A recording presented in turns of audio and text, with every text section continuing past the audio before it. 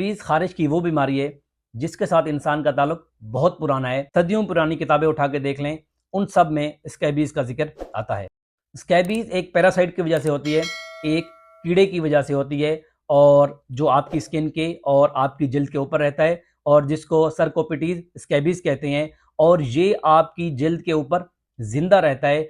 अगर इसको जिंदा रहना है तो इसको जिंदा स्किन चाहिए होती है। अंडानुमा इसका स्ट्रक्चर होता है और इसकी छोटी छोटी टांगे भी होती हैं, और इसमें सकर्स लगे होते हैं जो आपके जिस्म के ऊपर चिपक के रहता है और आप में खारिश की बीमारी पैदा करवाता है।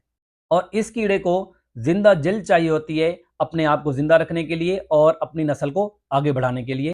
इस कीड़े की जो फीमेल पैरासाइट होती हैं वो भी जल्द के अंदर रहती हैं और जल्द के ऊपर छोटी छोटी टनल बनाती हैं जो आपको नजर भी आती हैं और आपको महसूस भी होती हैं।